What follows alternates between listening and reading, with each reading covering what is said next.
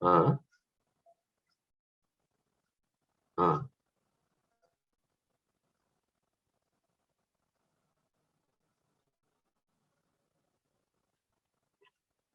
Gimana? Gimana? Nanti abang telepon lagi bisa. Abang lagi ngajar nih, ya. Telepon dulu ya. Ya, ya.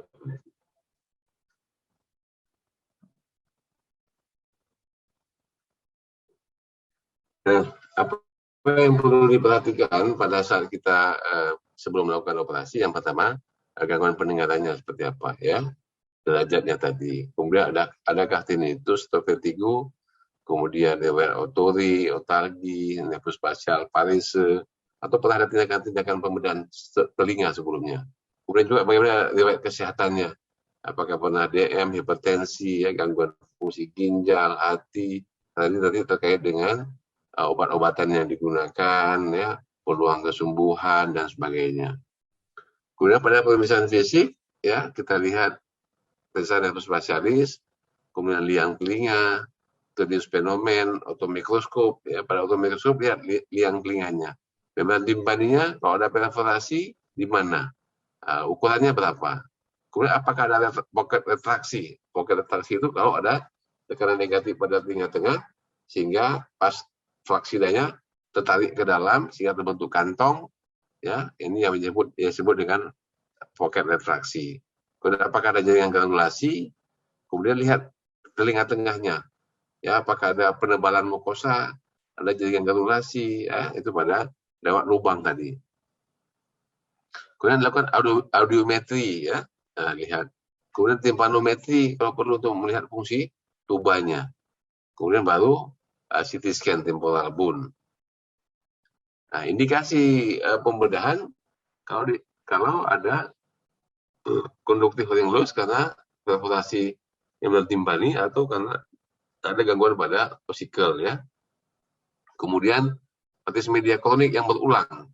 Jadi kalau sering-sering basah, artinya sudah tidak mempan lagi dengan tindakan pengobatan, mungkin perlu dipertimbangkan untuk dilakukan tindakan operasi. Kemudian ada gangguan pendengaran yang progresif, ya, karena adanya patologi di telinga, ya, telinga tengah. Misalnya ada granulasi, ada kolesteatom, nah, itu kan bisa berdampak terhadap sistem pendengaran. Karena itu segera dengan tindakan.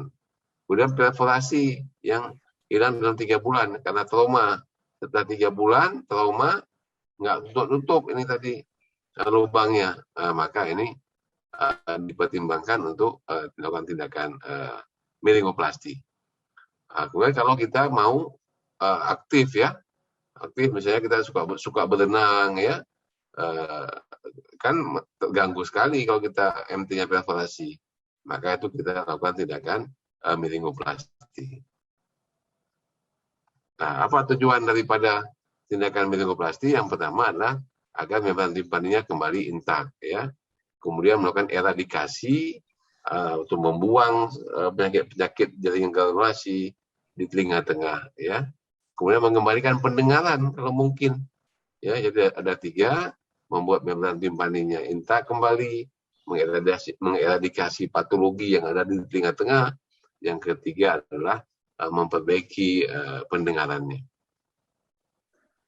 Nah, bagaimana tindakannya? Tindakannya bisa macam-macam, ya. Bisa transkanal, bisa enaural, bisa juga postaural atau retroaurikular.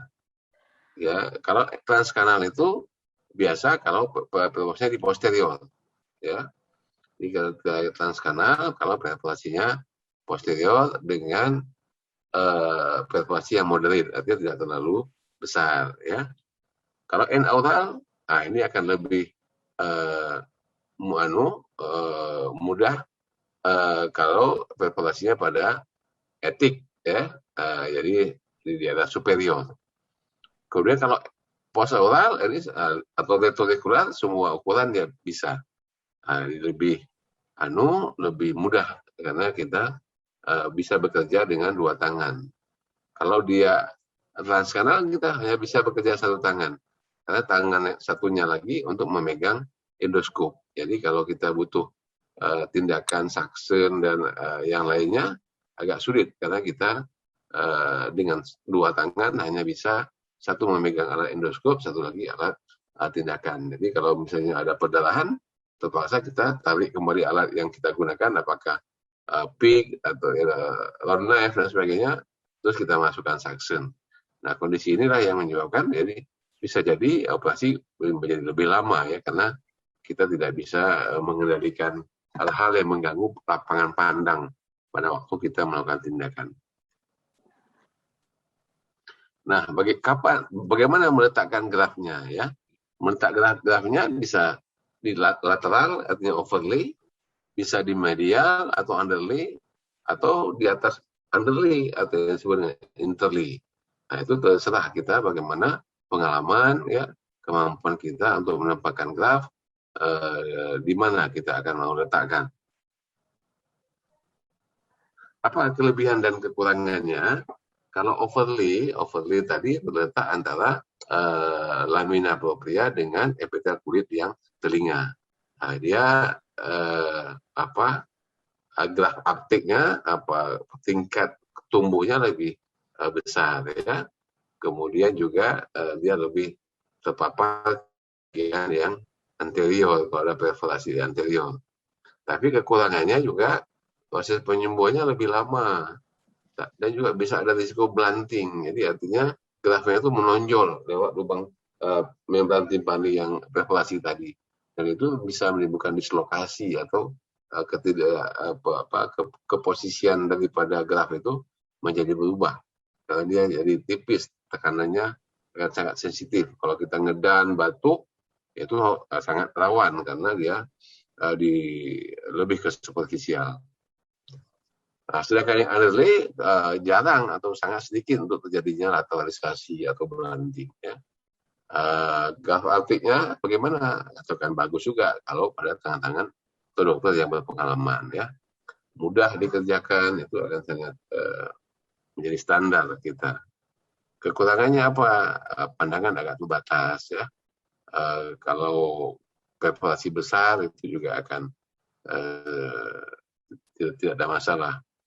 Kesulitannya kalau ada masalah di CAE ya, kalau ada penyempitan di situ, itu akan susah kita untuk melihat daripada anulus timpanikusnya. Makanya kita harus melakukan kanaloplasti dulu. Kalau kita melihat bahwa membran timpani tidak bisa kita lihat seluruhnya, karena adanya penonjolan tulang pada CAE. Nah, adanya tadi itu juga karena dia di bawah mukosa, kalau kita kafum timpani kita isi dengan spongostan, itu dikatakan mengurangi ruang daripada telinga tengah. Nah, ini kalau kita lihat ya, ini membran timpani, ya, ini bagian anterior di depannya, ini bagian posterior. Ya. Ini anterior, ini posterior. Nah, ini kita insisi ini dulu, ya. Ini yang disebut dengan timpano. Apa namanya? Junior?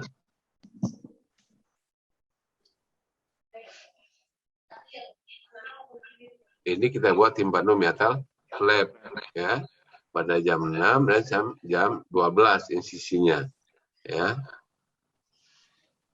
Nah, setelah itu kita tadi trimming, ya, trimming, kita lukai tepi-tepinya tadi ini, ya, memisahkan kontinuitas daripada mukosa telinga tengah dengan bagian luar, ya. Nah, setelah itu kita singkap daripada graf tadi, membran timpani yang sudah kita lakukan timpanometal flap, kita singkap ke depan, nah, maka akan kelihatan, ya, ini promontorium, ya. Ini ossicle-nya di sini nampak. Nah, ini lubang foramen ovale. Nah, sedangkan tuba di depan, di anterior. Ini adalah lubang perforasi tadi.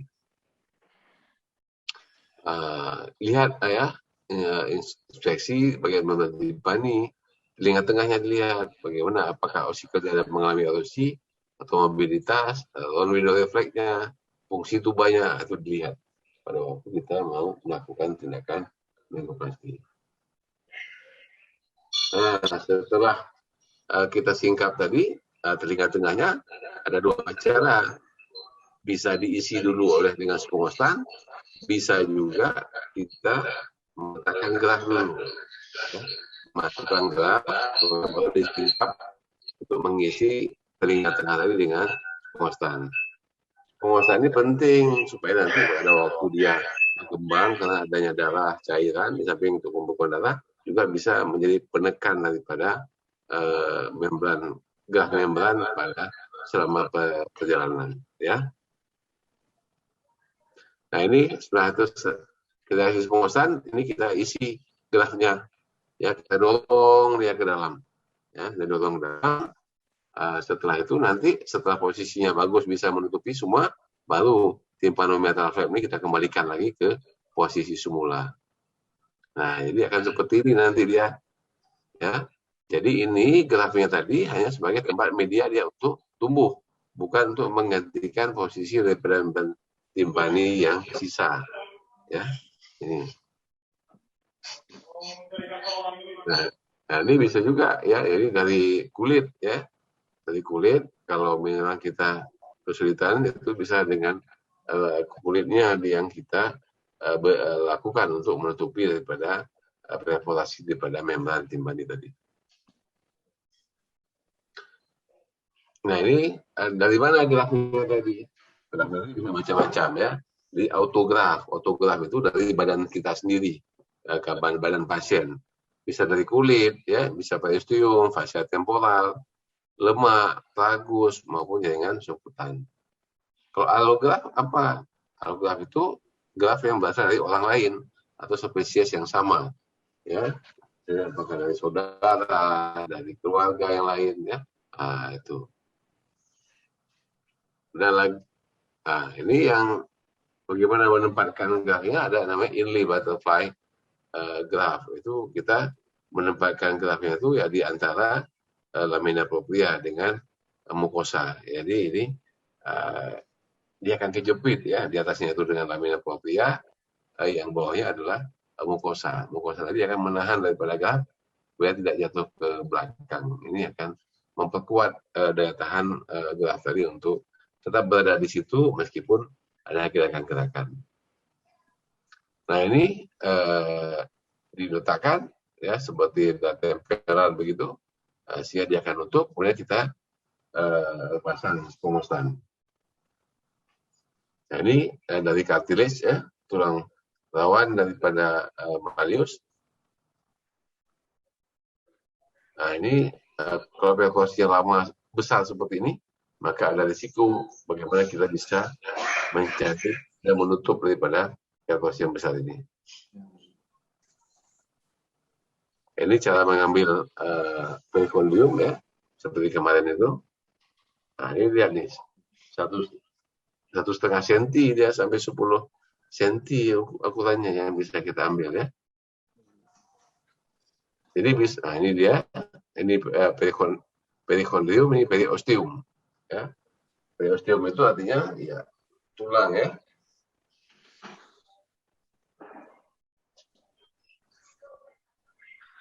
Nah ini tadi kita menempatkan tadi grafnya itu yang hitam.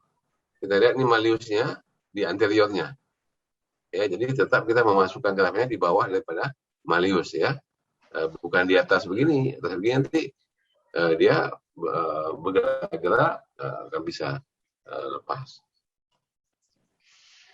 Nah ini grafnya, kartilagonya sudah tumbuh, ya, grafnya sudah tumbuh halus di atas daripada graf cartilage tadi yang diambil dari perikondrium.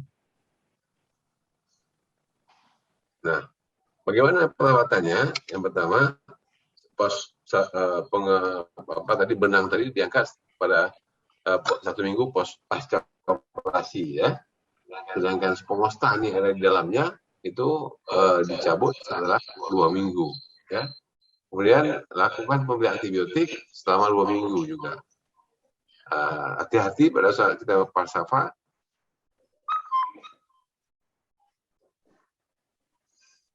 Sedangkan pada audiogram maka nampak airborne gap. Airborne gap itu jarak antara yang konduksi sama sisi neural ya. timpanogram tidak, tipe B biasanya ditemukan.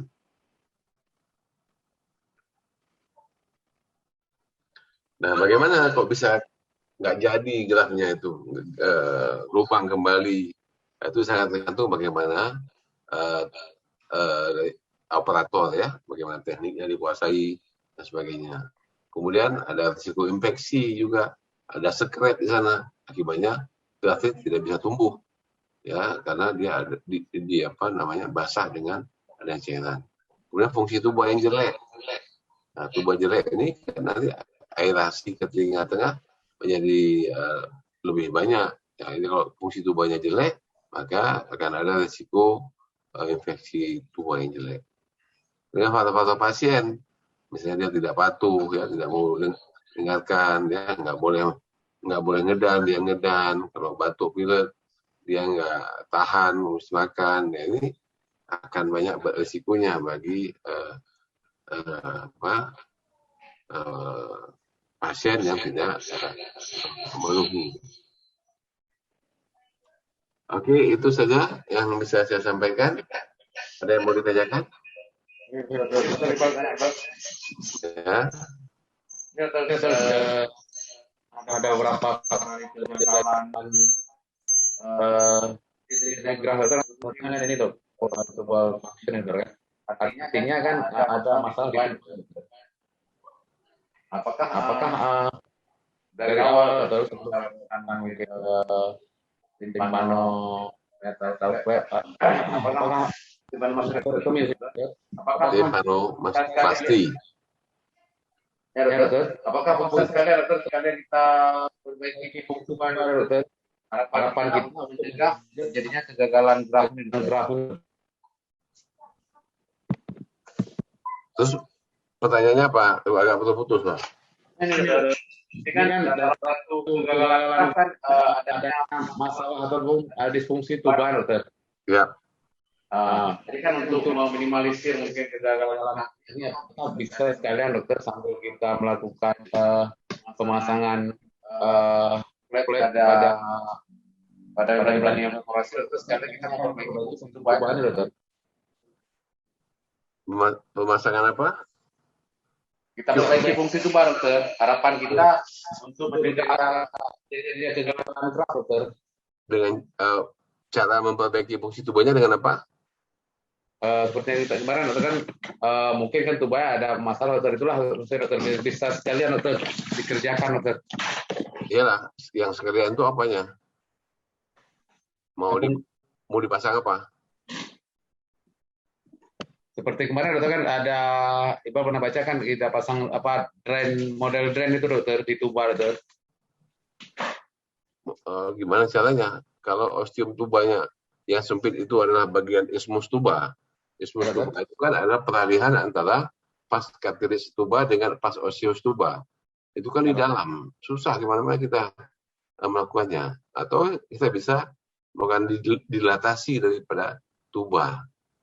Atau bisa juga kita, kalau pasien-pasien yang kemarin itu karena kanker, maka kita sembuhkan kankernya atau kasih makan dia yang baik, sehingga lemak-lemak di tepi tuba itu dia bagus, sehingga itu dia akan buka tutup tuba akan lebih baik. Itu yang bisa dilakukan. Tapi kalau untuk pembiayaan dia ya sulit, dari mana kita dapat duit. Dokter, izin bertanya, dokter.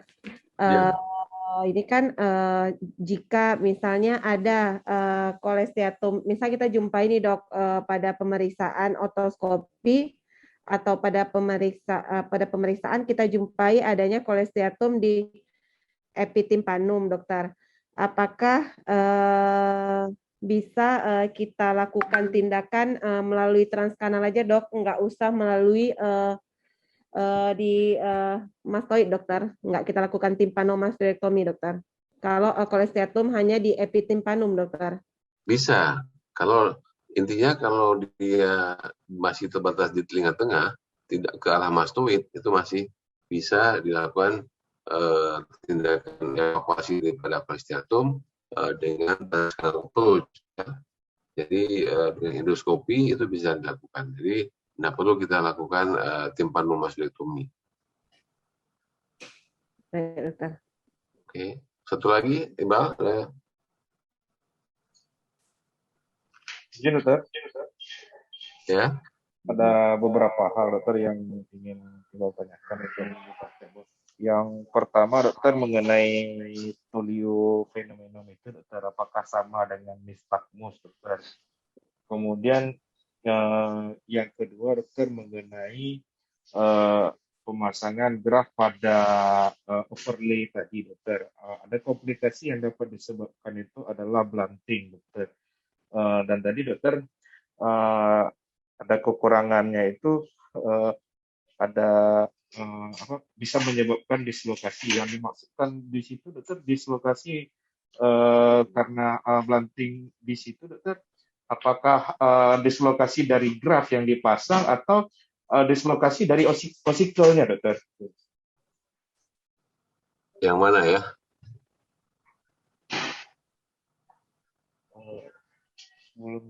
Sebelumnya lagi dokter, yang overlay tadi dokter.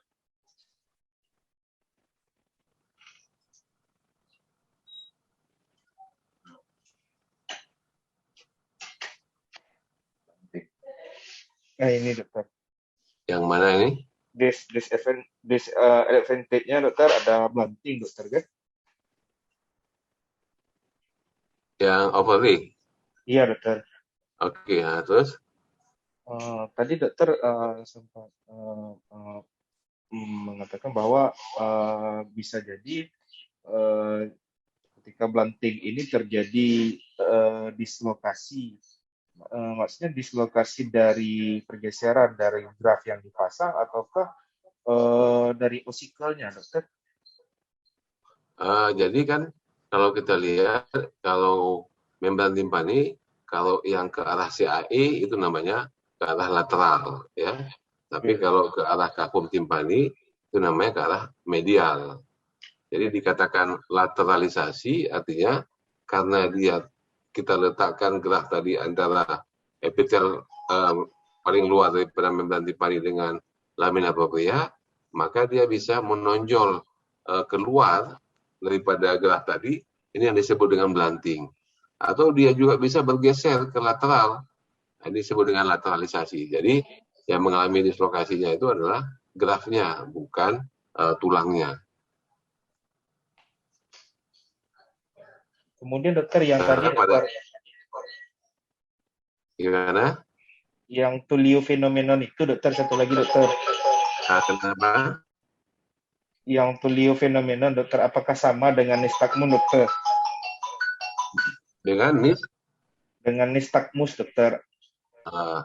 Kalau nistagmus itu kan gerakan daripada bola mata ya, bisa horizontal, bisa vertikal, bisa juga rotatoir ya.